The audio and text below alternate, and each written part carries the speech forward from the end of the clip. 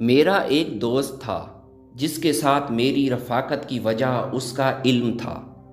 دوستی کی بنیاد اس کی دینداری یا اخلاقی حیثیت نہیں تھی۔ میں اسے دیکھ کر خوش ہو جاتا اور اس کی رفاقت مجھے بہت اچھی لگتی تھی۔ میں ایک لمبے سفر کے لیے قاہرہ روانہ ہوا اور اپنے دوست سے مجبوراً جدا ہونا پڑا، مگر ہمارے درمیان خط و کتابت کا سلسلہ جاری رہا۔ مگر افسوس کہ کچھ عرصہ بعد اس کی طرف سے خطوط کا سلسلہ بند ہو گیا اور سفر سے واپسی تک یہی صورتحال رہی۔ سفر سے واپس آ کر میں اپنے دوست سے ملنے اس کے گھر گیا، مگر ہمسایوں نے بتایا کہ وہ لوگ کافی عرصہ پہلے یہاں سے جا چکے ہیں۔ میں نے شہر میں اسے تلاش کرنے کی بہت کوشش کی مگر مکمل ناکام رہا۔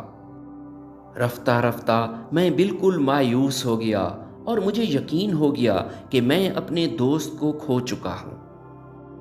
ایک دفعہ میں شہر کی ایک تنگ گلی سے گزر رہا تھا تو ایک مکان سے مصیبت زدہ اور پریشان حال کی آواز سنائی دی۔ میں نے آہستہ سے دروازے پر دستک دی تو دروازے پر ایک بچی جس کی عمر 8 سال تھی ہاتھ میں لالٹین لیے آ گئی۔ میں نے بچی سے پوچھا کہ اندر کون ہے جو تکلیف میں ہے؟ بچی نے کہا، اے شخص، میرے باپ کو بچا لو، وہ مر رہا ہے۔ وہ بہت پریشان اور گھبرائی ہوئی تھی۔ وہ میری رہنمائی کرتے ہوئے مجھے اوپر والے کمرے میں لے گئی جس کا ایک چھوٹا سا دروازہ تھا۔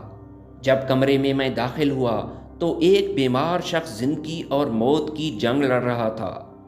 اس کے جسم سے گوشت ختم ہو چکا تھا اور صرف ہڈیاں ہی باقی تھیں۔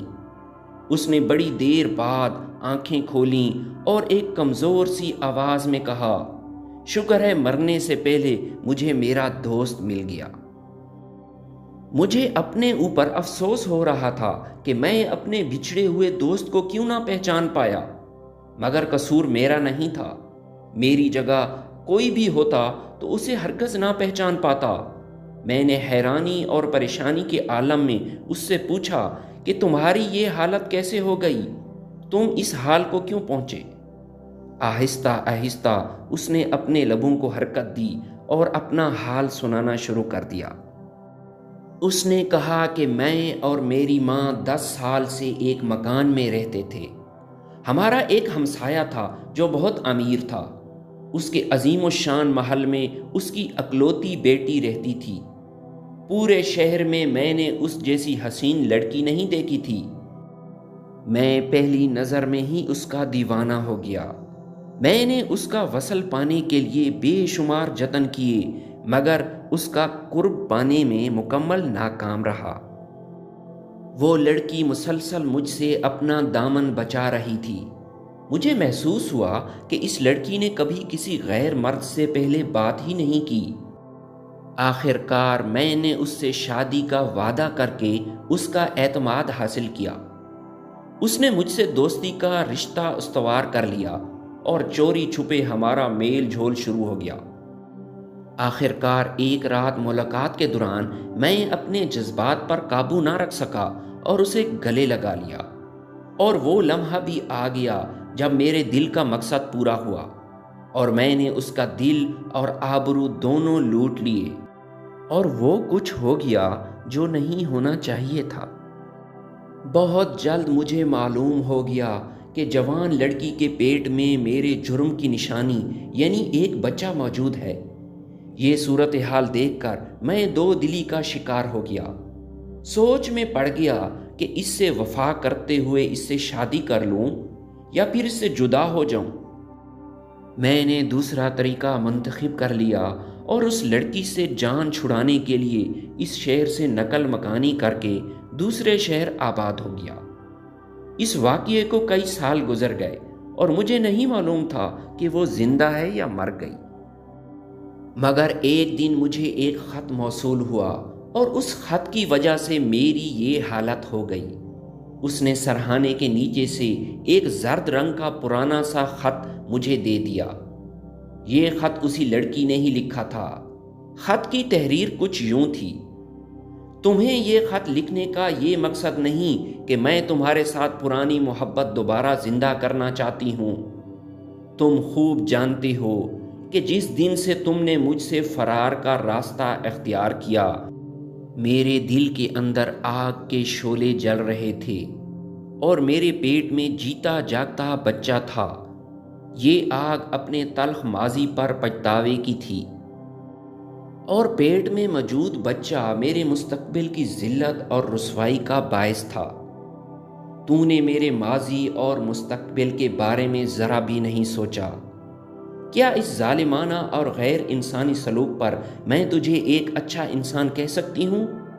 ہرگز نہیں، تم تو انسان کہلانے کے بھی لائق نہیں ہو۔ تم شاید سوچتے ہوگے کہ ایسی عورت تمہاری شریک حیات بننے کے قابل نہیں جو گناہ سے آلودہ ہو چکی ہے، لیکن میرے گناہ سے آلودہ ہونے کی اصل وجہ بھی تم ہی تھے۔ تم مسلسل میرا پیچھا کر رہے تھے۔ آخر کار میں بے بس ہو گئی، جیسے ایک چھوٹا بچہ کسی ظالم کے سامنے بے بس ہو جاتا ہے۔ میں تمہارا مقابلہ نہ کر سکی اور ہار گئی۔ مجھ جیسی جوان لڑکی کی زندگی میں کیا مزہ رہ گیا، جو نہ کسی مرد کی قانونی بیوی بن سکتی ہے اور نہ کسی بچے کی پاک دامن ماں۔ تم نے میرا آرام اور سکون چھین لیا۔ میں اتنی مجبور ہو گئی کہ اپنے والدین کا عظیم الشان گھر چھوڑنا پڑا، اور ایک ایسے چھوٹے سے مکان میں پڑی ہوں جہاں ہوا کی آمد و رفت بھی نہیں۔ تم میرے ماں باپ کے قاتل ہو، کیونکہ مجھے بعد میں معلوم ہوا کہ میری جدائی ان سے برداشت نہ ہو سکی اور وہ دونوں فوت ہو گئے۔ تم میرے بھی قاتل ہو، کیونکہ جو زخم تو نے مجھے دیا اب وہ زہر بن چکا ہے، اور میں اپنی زندگی کی آخری سانسیں لے رہی ہوں۔ تمہیں یہ خط صرف اس لیے لکھا ہے کہ میرے پاس تمہاری ایک امانت ہے، اور وہ کوئی اور نہیں بلکہ ایک بے گناہ بچی ہے۔ اس لاوارث بچی کو یہاں سے لے جاؤ تاکہ یہ ان بدبختیوں سے بچ جائے جو اس کی بدقسمت ماں کا مقدر بن چکی ہیں۔ خط پڑھ کر میں اس جگہ بھاگا جہاں کا پتہ خط میں لکھا ہوا تھا۔ وہاں جا کر دیکھا کہ وہ اپنی آخری سانسیں لے رہی تھی۔ وہ میرے آنکھوں کے سامنے مر گئی۔ میں یہ بچی لے کر ادھر آ گیا۔ میں نے زندگی کے یہ 7 سال بڑی اذیت میں گزارے ہیں۔ اس نے ہاتھ جوڑ کر کہا کہ اے میرے دوست، میرے لیے دعا کرو کہ مجھے موت آ جائے۔ میرے مرنے کے بعد اس بچی کو اپنی بیٹی سمجھنا۔ اس کے 2 دن بعد ہی وہ فوت ہو گیا۔ میں اس بچی کو لے کر اپنے گھر آ گیا اور اپنی بیوی سے کہا کہ تجھے بیٹی کی بہت خواہش تھی، اللہ نے ہمیں یہ بیٹی عطا کی ہے۔ اس واقعے کے بعد مجھے مولا علی علیہ السلام کا وہ قول یاد آ گیا کہ بسا اوقات ایک چھوٹی سی وقتی لذت اور شہوت بہت زیادہ غم اور طویل ندامت اور پچھتاوے کا باعث بن جاتی ہے۔ ویڈیو پسند ہے تو لائک اور شیئر ضرور کیجیے گا۔ ملتے ہیں آپ کی خدمت میں نئی ویڈیو کے ساتھ، تب تک کے لیے اجازت دیجیے۔ اللہ حافظ۔